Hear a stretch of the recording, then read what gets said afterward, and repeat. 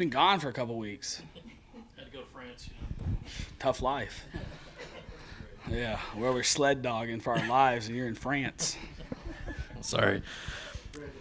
Though obviously a couple of guys are missing from the running back room this week. You've got Dunn and Twitty kind of back there as a backup. Are you looking at anybody else potentially, like maybe move a receiver, defensive back, or do you even grasp at that straw right now? Yeah, it's a good question. It's a valid question, but not right now. Like the roster is what it is. Like you're not changing positions, getting someone ready that quickly. But you have to do what you have to do is last week you saw more 10 personnel because we were banged up at tight end, and part of a coach's job is to be able to adjust personnel, which is the hard. It's like the most stressful thing on Monday when you're looking at your depth chart and you're saying, okay, who are our best 11 to give us a chance to win a game? Now it's okay. What if something happens to this guy? And you're in the business of contingency plans, and you have to see the weakness of a roster before it becomes a weakness. So we go through that. Monday is very stressful. It's why we have gray hair as coaches. It's why we age like presidents. And because like you sit here and you think about all these like what ifs and try to figure out the best. You look at your roster, and this time of year, it's so far into it, you don't have time to switch positions, and you got to use your personnel groupings, and you have to be creative like we were last week with those things. With the handful of drops that were in the first half, what do you take away from that set of two quarters, and how do you kind of weigh like what could have been when it was at the end of the game? It looked like pretty good. Yeah, it's I thought we moved the ball well. I think weather's advantageous for the offense because I think we know break points and DBs don't. So I think that it's funny. I can tell a story about we're playing San Francisco and I was in Chicago and it's snowing. And it's 7-7, and Coach Fox is kind of getting after me about throwing the ball a lot. And I remembered we played the Patriots in 2009. We got beat bad, like 59-0 bad on a Thursday night game or Sunday night game. And Brady, it was like 35-0 in the first quarter. And I'm sitting there watching this, and Brady's throwing the ball all over the lot versus, DBs are slipping and falling. And you look at that, and Coach Fox tells me it's a 7-7 game. He's like, hey, run the ball. I'm like, Coach, we have the advantage throwing the ball because DB, we know the break point, and they're slipping and following. He's like, hey, run the ball. It kind of gave me what, hey, if this doesn't work, and I'm like, hey, I can live with the consequences of that. And we ended up beating them like 32-7. And Matt Barkley threw for like 250, 300 yards in a snow game. So I think there's some advantages playing in weather for the offense that people think it becomes a line of scrimmage game because when it's sloppy and it's raining and the field's muddy or it's icy, like people like offensive linemen can't come off the ball. Like they just can't get footing. So we knew early like throwing the ball was going to be advantageous for us. And we hurt ourselves with false starts and drops early in the first quarter. So when we got to halftime, the message was more like, hey, like it's not what we're doing. We just got to clean this stuff up. And there's protocols to playing in weather. Make sure you're switching out gloves and you don't want to have sleeves on. And our equipment staff did a great job of that stuff, and we were prepared. Coach Beamer had those guys prepared, and Larry and his staff did a great job for us. And just settling down and focusing on the fundamentals, and all of a sudden, in the second half we played a lot better. I think we scored 4 out of our 5 drives or something like that. But it wasn't a change in play calling, or it was a change in just execution. And kind of get through some of that. You got to go. We water down balls in training camp, and we practice in rain. But until you go do something like that, you're not used to it. So we kind of settled down. I was really happy with the way they played in the second half. Hey, Dowell, hope you're doing well. Just wanted to ask you quickly about Omega Blake. What have you what are some of the good qualities he's kind of shown you this season as a receiver, and how big can these next 2 games kind of be for him and his development going into next year? Yeah, I think Omega is a good route runner. He's got natural twitch in his body. He's a guy that's played a handful of snaps for us in each game and done a good job when he's come in. And he's a guy that needs to grow and needs confidence. And, confidence can only be born from demonstrated ability. So getting out there, and every time he plays, he gets a little bit better. And, he's a guy from that standpoint, he's a rotational guy that's going to continue to work in. And the things we do like about him, he has real twitch in his body. He can be a really good route runner for us. And as he continues to grow and play better, then his role will continue to increase. You were able to start the same 5 up front 2 weeks in a row for the first time all year from a court. Hey, you're going to jinx us. Go on. Past tense, you were able to. Yeah. From a coordinator's perspective, what does that actually do? Can you kind of explain how that maybe helps you play calling beyond just the continuity aspect of it? Yeah, I think it probably helps Spencer more than it helps me. So what does that do? Well, you go back, and I think there were 28 first downs. I think there were 13 runs and 15 passes and no negative plays. And I think that comes from guys playing together.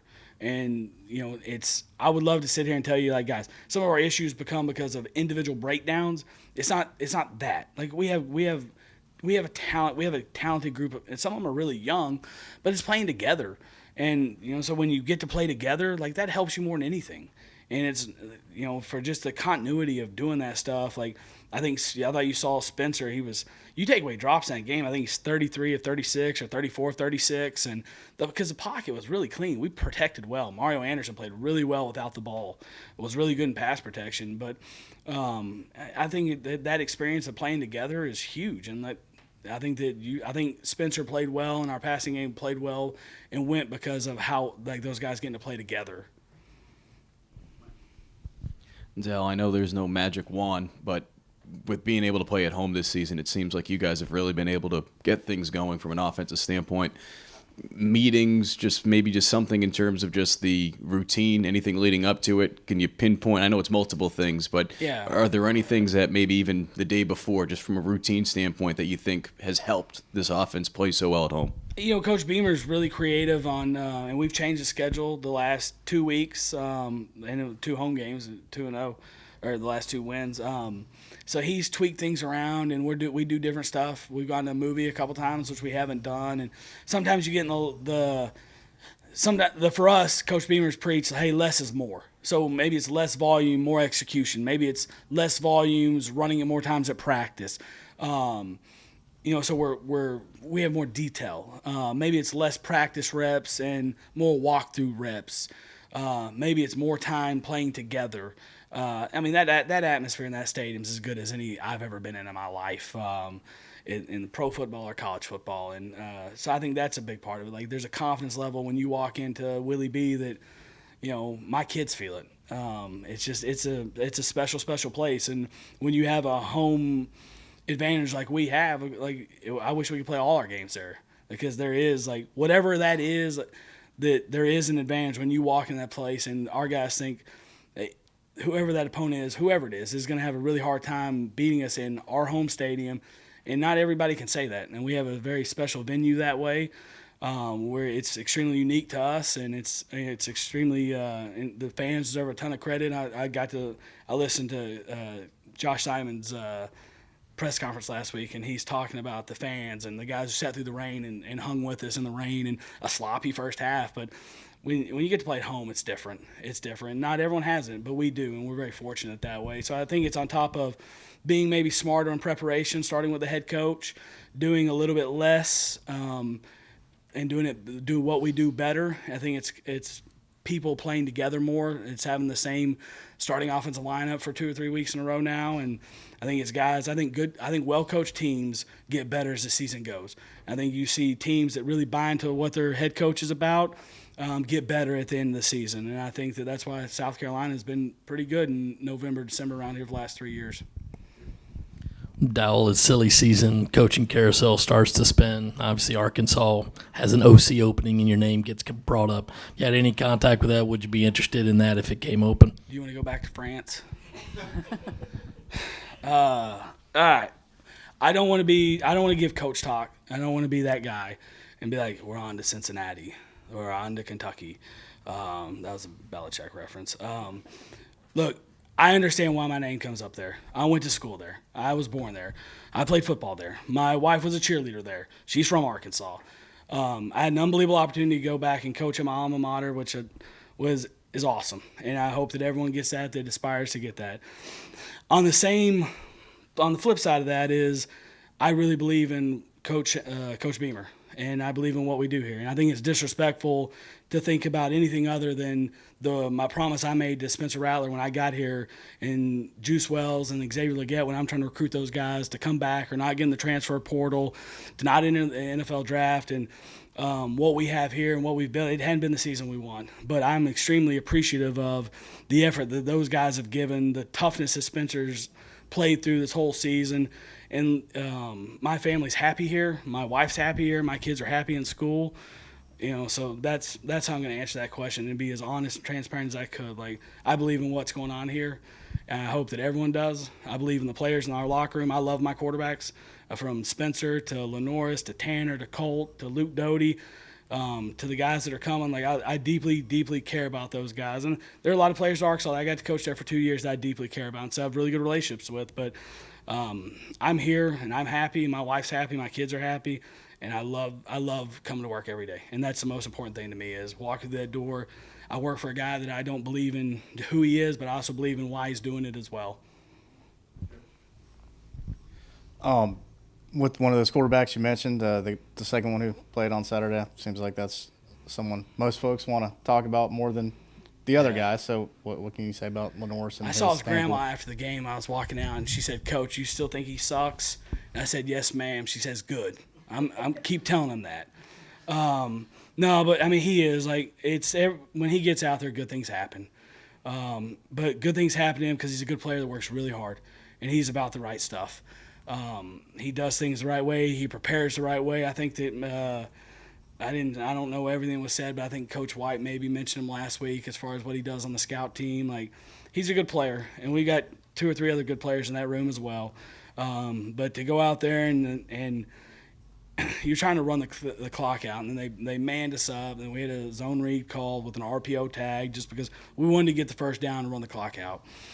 Well, so it's a little different when Spencer's doing it versus because it's something we had done early in the game, and we're popping the ball out. Well, now so they manned us up, and now he reads the backside defensive end and runs through 2 people and outruns everyone else. So I'm pleased with not only what he's done in the classroom, on the football field, in the weight room. This is a kid that's gained 17, 18 pounds of muscle. I think when you see him, you look at his lower body, he looks different than when he first got here. I think he's faster than when he first got here. So I'm going to give Coach Day and that group a lot of credit for that. I'm also going to give him the credit for putting in the work. And he is like this every day. Like, he is the same kid every day. And we joke with him because, like, how calm and how just every day it's just like, hey, do you like this play? It's okay. Hey, are you comfortable with this? It's fine. Like, that's who he is every day. And I'm very, very fortunate to coach him. And I got to give credit to Spencer and Tanner, Luke, and Colt in the room because when the young kid goes in second, and it's also because Luke's playing receiver as well, but when the young kid goes in second, he needs to get these experiences. Like, there's an awesome picture that Spencer put in the group chat, the quarterback group chat, of like him walking on the field with Lenoris with his arm around him. He's like, proud papa. And like, for that, like, that's why you coach. And like, just for they care about each other so much. And there's a video of Tanner like freaking out, going super fired up when Lenoris scores. And like, that's the type of room we have. And that's the special connection that's being built here and will continue to be built here, that they all pull for each other. So Lenoris did a good job when he got out there. Dowell, Shane talked about this a little bit yesterday, but using John Darius Morgan a little bit as that sort of like quasi tight end, just how did you guys end up in that formation? And yeah, we were looking at the roster on Monday, and without Knox fought through and could have played if we needed him, and Josh was playing well for us at the time, and Trey definitely wasn't 100%, but he was ready if we needed him, and really pushed through a lot to get to that point and show toughness. But then you're looking at your best 11, and it's like, okay, look, if something happens to Josh, not like God forbid that happened, but then like now you got to put Trey back out there. Well, now is let's use this personnel grouping not only to like, hey, but sometimes it gives you a breather play of like Josh, hey, let him go block as a point of attack tight end and run Big 12 that way. That's what we call it, Big 12, and put an extra offensive lineman in there so it can also keep if your tight end numbers aren't the way you want them, to keep other guys fresh.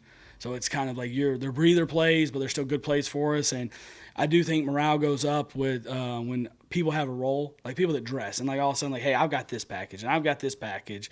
And I think it goes back to using defensive linemen in the goal line situation. Like, those guys that get excited. I saw Boogie on the way up, and he's like, hey, what you got for me this week? And I'm like, hey, chill. Like, on last Wednesday, you're on a scooter.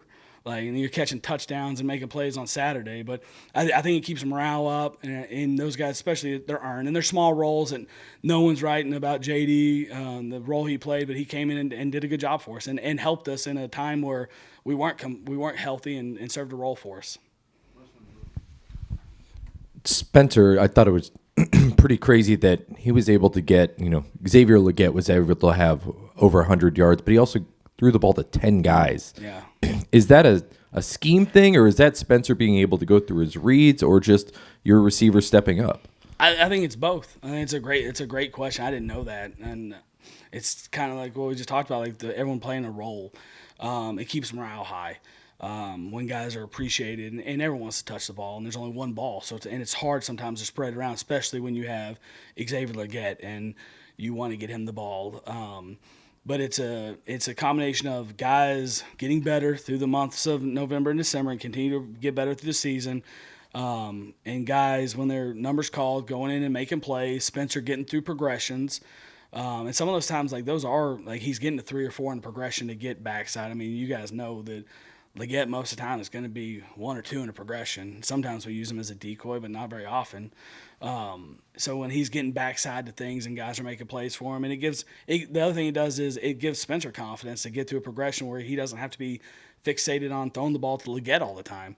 And the Knicks and Tyshons and Luke Doty and AB and Peyton Mangram played 16, 17 snaps for us, and I'm sure I'm going to miss somebody. That's why I don't like individualizing people like Josh and JD played, and Nick Elskis played, and Connor Cox played. Like all those guys, like it's just good for them to play, and it's good for this time of the season for everyone to play. It keeps morale high. They continue. The only way to get better is to go play football. Like you get better from practice, but you got to go do it on Saturdays. That experience helps, and then making plays in games helps as much as anything. Appreciate you guys.